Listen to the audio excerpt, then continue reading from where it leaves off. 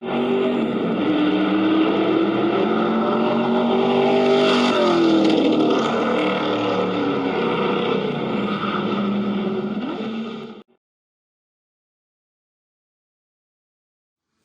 afternoon, YouTube modeling community.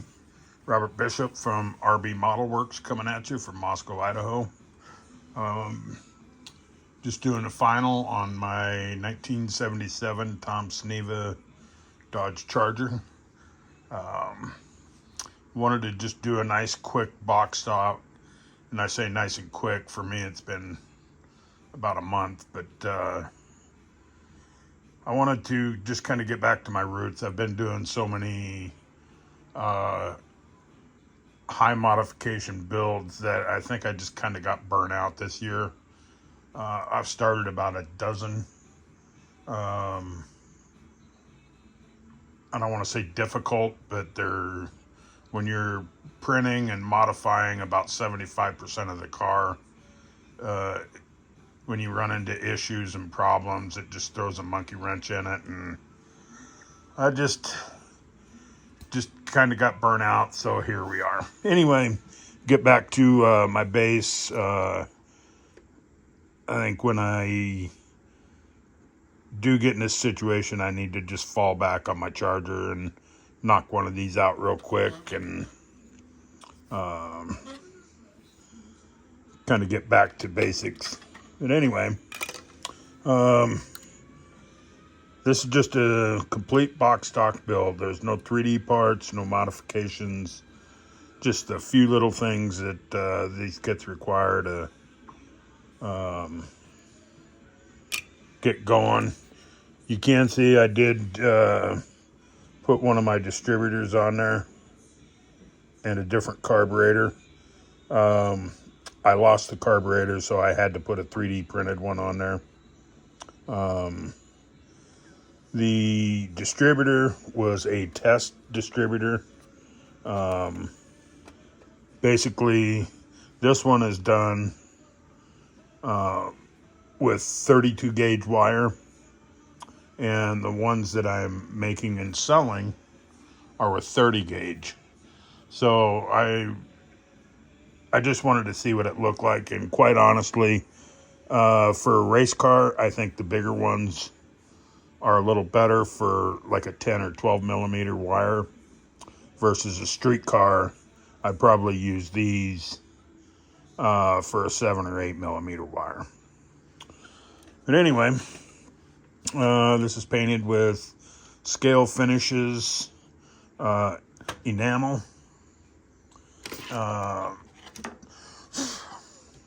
I just I don't want to say I got used to enamels, because I didn't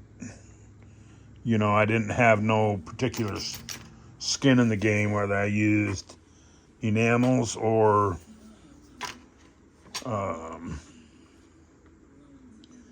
lacquers. But at the same time, the lacquers I was using at the time, which were from MCW Finishes, I was not getting coverage out of the paint. There was very little pigment. So I just kind of switched from their lacquer paints, especially when they came out with their enamels, and started buying and using their enamels.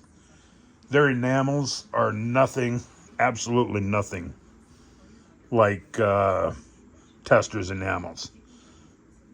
The gray primer that they have in enamel literally dries within an hour. You can sand it and paint over the top of it just that quick. Their paint, even without the enamel hardener, the paint is 100% cured in 24 hours. You can recoat it.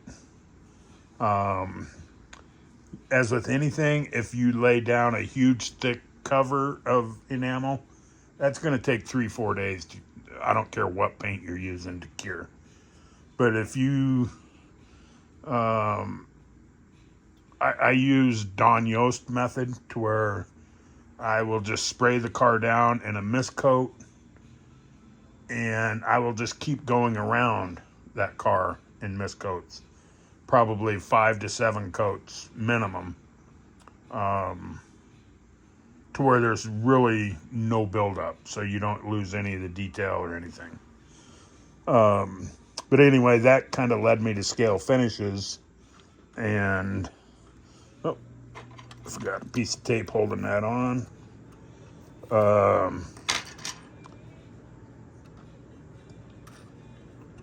And Scale Finishes also does the enamels and lacquers.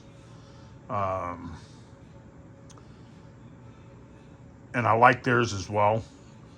Dries nice and hard. What I really like about Scale Finishes is the high pigmentation of their colors. I bought a bottle of Petty Red, which is a vermilion, a neon vermilion, and literally I sprayed 2 full cars and 2 petty cars that were split petty blue and red, and I still have a quarter bottle left. So there's, although they sell it in 2-ounce bottles versus MCW's 1 ounce, it's still worth it to do that.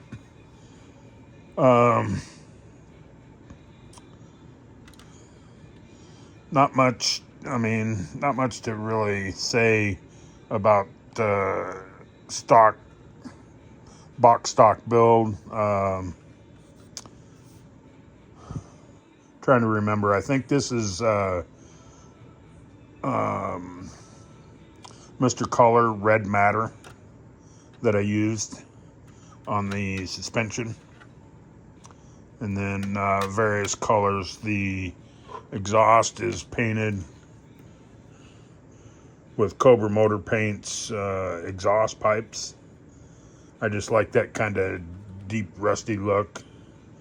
Normally I would go through after this and weather it out, but this one's just to kind of get the juices flowing again and get me back at the bench building without any issues. So, but anyway, that's it. And for the charger, I appreciate you looking at that. I'm going to set that over here. And this is going to be next on the bench. If you've been on my channel for a while, you've seen this. Ron Gary 69 Ols. This does have a lot of aftermarket.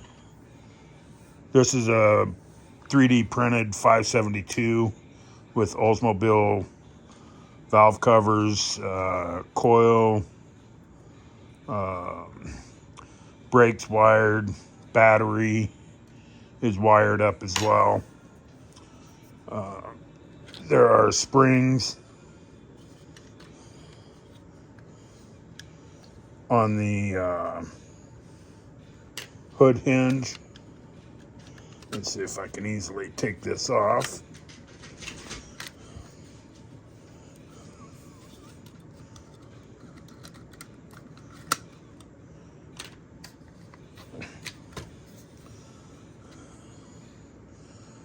You see the interior's done.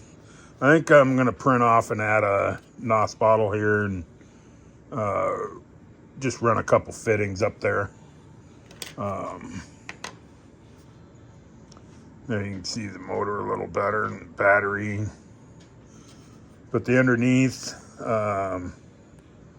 this is a red-brown from Cobra Motors as well. And then my weird downdraft headers. Kind of picked the wrong headers for those, but those are really what fit within the confines of the well.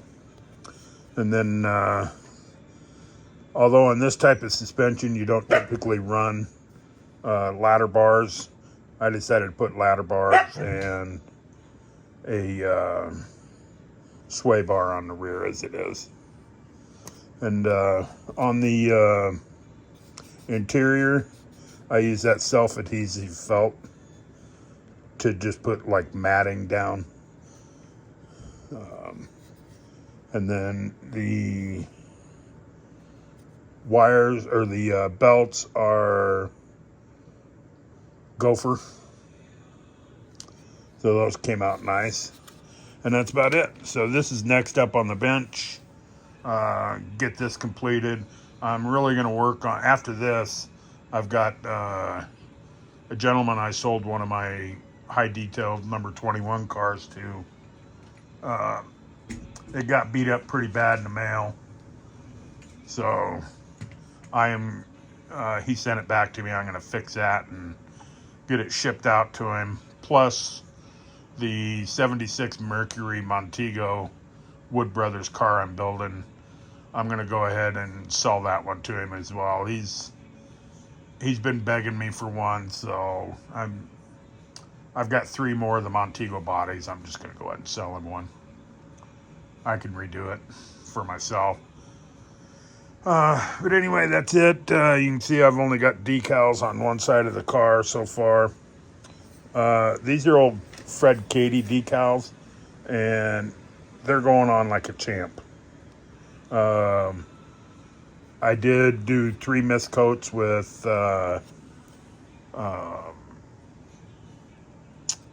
Tester's lacquer, and that's it. And they're just going down perfectly. So, but anyway, don't want to drag this out or start rambling. I appreciate you guys stopping in and hanging with me. We'll see you probably when this thing is finished. Thank you. Have a blessed day. And oh, don't forget, I don't care who you're voting for, whether it's Trump or Kamala Harris. Let's get out and vote, guys. Appreciate it. God bless. Goodbye.